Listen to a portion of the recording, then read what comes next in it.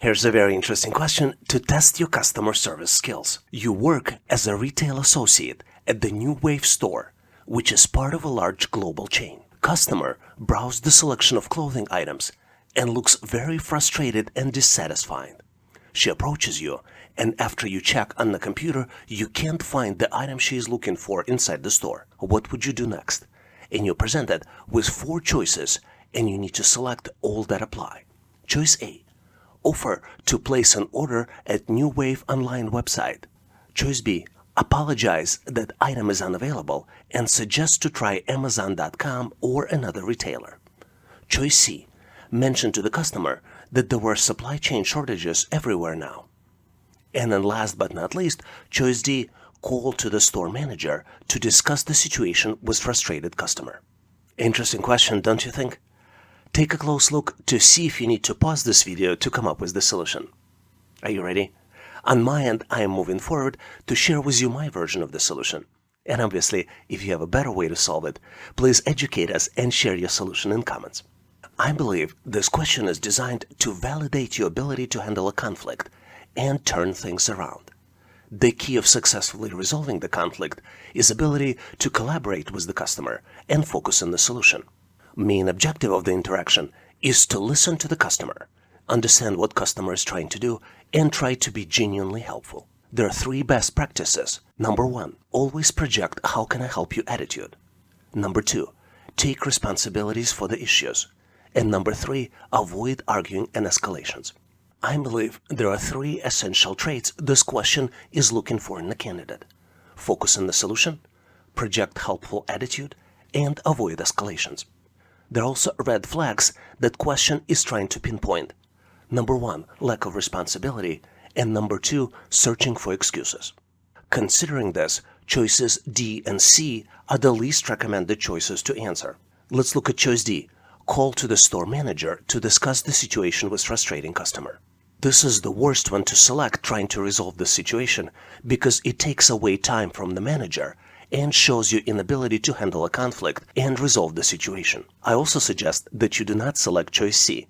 Mention to the customer that there are supply chain shortages everywhere else now. Your role as retail associate is not to focus on excuses, but find the solution to the customer.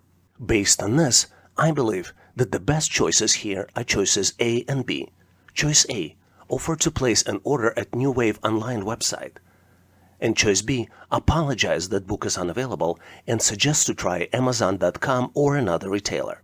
It is the key to make customer feel happy and appreciated by focusing on the solution and trying to be sincerely helpful. By offering these 2 choices, you show that you do not just trying to make a profit, but also able to offer outside solutions, for example, using Amazon.com retailer. In addition, ability to resolve conflict yourself and keeping customer happy without escalations to the manager is also extremely helpful skill. Do you have a better solution? Please make sure to post your ideas in comments so we can all learn. Here's an interesting question you frequently see on the test. Manager called you into her office and shared with you the complaint she received about you browsing non-business related sites in the workplace. You did use company's equipment to download some materials from the internet recently. What will you do next? And you need to select all that apply in order. Choice A. I would ask manager to provide evidence and learn more about who filed the complaint. Choice B. I will explain what I did and what I was looking for. Choice C. I would apologize. Choice D. I would take responsibility for my actions. Take a close look, maybe pause this video for 10 to 15 seconds to see if you can come up with the solution. Ready or not, I am moving forward to share with you my version, and obviously, if you have a better way to solve it, please make sure to post in comments. What's interesting about this question is that this particular one doesn't have a single obvious answer. There are multiple complex aspects that are tested in this question. And even though there is no obvious answer to this challenge, the solution might be guided based on the listed considerations. Let's look at each one of them. The first one is that organizations monitor computer use and corporate network activities. Companies have full legal right to monitor email as well as the sites employees go to. Companies discourage personal use of the computers by employees for many different reasons. And there are special policies on accessing inappropriate content using companies' equipment. The tricky part of this question is that this particular one tests candidates' knowledge and understanding of these policies, and more importantly, how candidate would behave under the circumstances. Let's look at the personal use of the business equipment first. Companies typically provide computers for use to their employees, but there are a lot of challenges with personal use of the business equipment. There are also consequences for using it to conduct inappropriate business activities. So, what are the typical personal uses of companies' computers? We can list 5 main categories: make online purchases, send personal email, playing games on company's computer, downloading non-work related materials, and downloading and installing non-work related software. There are typically special policies for inappropriate content on business computers. Inappropriate or unauthorized content can be grouped into 5 main categories. Number 1, content promoting hate based on race, religion, disability, sexual preference, and etc. Content promoting violent extremism, sexually explicit content, real or simulated violence, as well as, last but not least, pirated software, which is the software you don't have legal license for. This question is very challenging because there is no one certain answer, but there are some important considerations if you look at the question definition. Number 1, there is certainly a possibility for mistake and misunderstanding here, but if manager called employee for a discussion, there was probably enough evidence of wrongdoing that has been collected. Number 2, since organizations own the equipment and network access, company has full legal right to monitor the employee. Understanding policies before accessing content should guide employee decisions. And last but not least is that inappropriate access can be detected by computer monitoring tools as well as reported by coworker. I believe in this particular question, candidate is tested on 4 essential traits: honesty, trustworthiness, professional behavior, and in compliance with company policies. This question only implies that employee downloaded content and doesn't indicate if the content was appropriate or not. It only shows non-business related sites in the workplace, which does not necessarily indicate an inappropriate content. Another important consideration is that there is always a possibility for a mistake and misunderstanding, like with everything in life. Role of an employee here is to provide facts and support the investigation. And the best strategy is to know the policies before using company's equipment and to follow those policies. Based on the listed answers, there are certain red flags that employee is tested for. Number 1, employee becoming defensive. Number 2, attempts to hide what happened. And number 3, attempts for revenge with someone who reported the employee. Based on these red flags, I think the least recommended answer is choice A. I would ask manager to provide evidence and learn more about who filed the complaint. And here is my recommendation for the most recommended answer. I believe that the goal here in this question to demonstrate leadership and take responsibility for your actions. And this is true not just in question but in life as well. If you did something unknowingly, not knowing if it is prohibited by the policy, it is always a good idea to apologize. So my recommended answers in order are choice D, I would take responsibility for my actions. Choice B, explained what I did and what I was looking for. And then last but not least, choice C, I would apologize. Do you have a better solution for this question? Please make sure to post your answers as well as thought process in comments. Here's a very interesting question which tests unusual traits and doesn't have very obvious answer. John works as a manager at a large company. Recently, John was asked by his boss to sign a contract with a local business who is run by John's longtime friend, but who previously had issues with the law. What should John do? And there are 4 choices to choose from. John should sign the contract. It will be a productive relationship since he knows the owner. Choice B. John should use his friendship and ask local business owner to give special discount to his employer to establish a long-term partnership. Choice C. John should work with legal department to add protective clause into legal language of the contract. And last but not least, choice D, John should report potential conflict of interest to his superiors and ask for their advice. Do you see the answer? What's interesting about these types of questions is that you need to select all that apply. Are you ready? I am moving forward to share with you concepts that are tested as part of this test. And obviously this is just my opinion. If you have different thought process, please make sure to share your solutions and choices in comments. I think this question is designed to test the candidate for the concept of conflict of interest. In this question, John has a conflict of interest with his employer. Conflict of interest is when someone's personal obligation or loyalties clash with their duties in the workplace. This is how it works. John's friendship compromises his ability to make impartial decisions, judgments, or actions that serve the best interests of his employer. In addition, John's friend, company owner, had issues with the law in the past, and some industries in some countries, for example financial industries in the United States, may require company to disclose such relationship to the government. John has an established friendship with the local business owner, but at the same time he represents large company as a decision-making manager. Most organizations have policies in place to disclose conflict of interest for employees and managers. Let's look at 3 main reasons why disclosure is so important in the workplace for the company. Number 1, organization needs to have all the information to make decisions. Number 2, disclosing conflict of interest ensures interests of employers are protected. And number 3, it reduces legal problems. I think there are 4 important characteristics and traits that are tested as part of this question. Number 1, understanding laws and regulations. Number 2, understanding companies' compliance policies. Number 3, understanding and disclosing conflict of interest to employer. And number 4, asking question if there is a misunderstanding or lack of clarity. In addition, based on the answers that candidate selects, these are the red flags that this question might disclose. Number 1, lack of objectivity. Number 2, looking for inappropriate favors. Number 3, manipulative or controlling behavior. Number 4, inability to resolve conflict of interest. And number 5, lack of emotional intelligence. Based on this information, I would recommend you avoid choices A, B, and C. Let's look at each one of them individually. Choice A, John should sign the contract. It will be productive relationship since he knows the owner.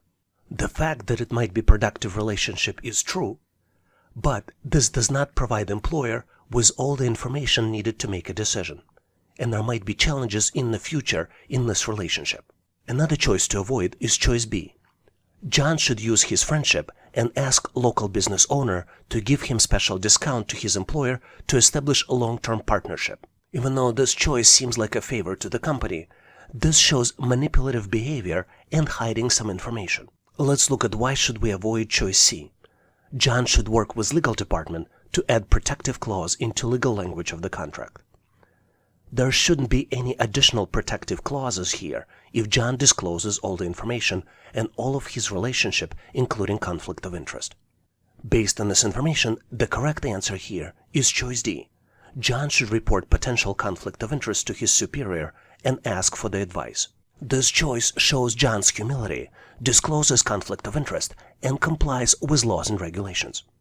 Compliance is a formal process in most organizations to address conflict of interest, and the disclosure process is intended to help the workforce to be transparent and accountable for their actions and decisions. Disclosure of potential conflict of interest does not make it an actual conflict, but may help eliminate the perception. What do you think about this question? Do you have a different thought process? Please make sure to share your solution in comments. I would like to ask you to participate in our daily assessment test challenge. I post new question every day in the community tab of YouTube channel and give you an opportunity to answer it and try it. And I post answer in comments next day. So please make sure to check it out to test your knowledge. And now let's continue and get you ready for the test. Here's the very interesting question to determine your personality. You just arrived at the corporate event. You do not see anyone you know there. What would you do?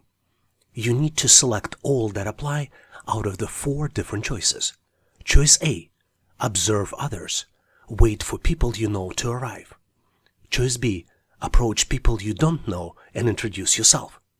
Choice C, temporarily leave the event and come back later. Choice D, check your itinerary to ensure you're at the right place. Take a close look to see if you can come up with the right answer. So you can always pause this video to determine the answer that you would want to choose.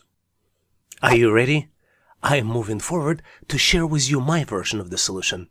And obviously, if you have a better way to answer and have different recommendations, feel free to share in comments.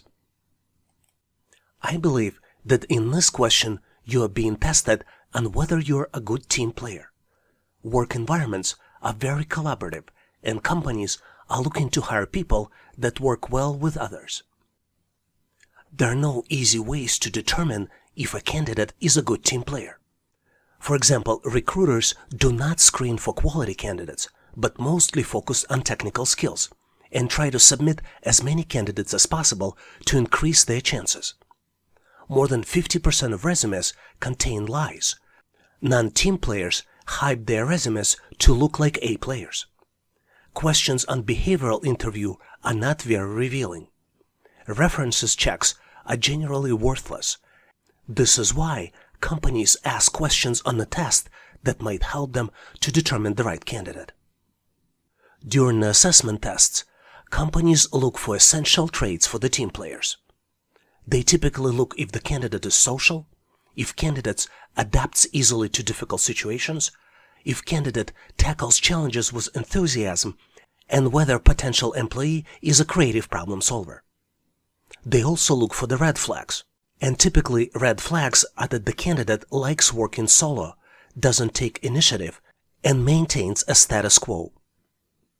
Obviously, with these types of questions, there is no right or wrong answer, but there is a least recommended answer which you can spot based on the red flags. Because red flags are that the candidate doesn't take initiative, afraid of unfamiliar situations, and passively maintains status quo, the choices to avoid might be choice A, observe others and wait for people you know to arrive, or choice C, temporarily leave the event and then come back later. Based on what we know, organizations are looking to hire people that are team players, that can introduce themselves and feel comfortable and confident in unfamiliar settings. One thing to keep in mind is that you always want to be honest and answer how you would behave. But you also need to understand that your behavior is unpredictable until you're actually in this particular situation.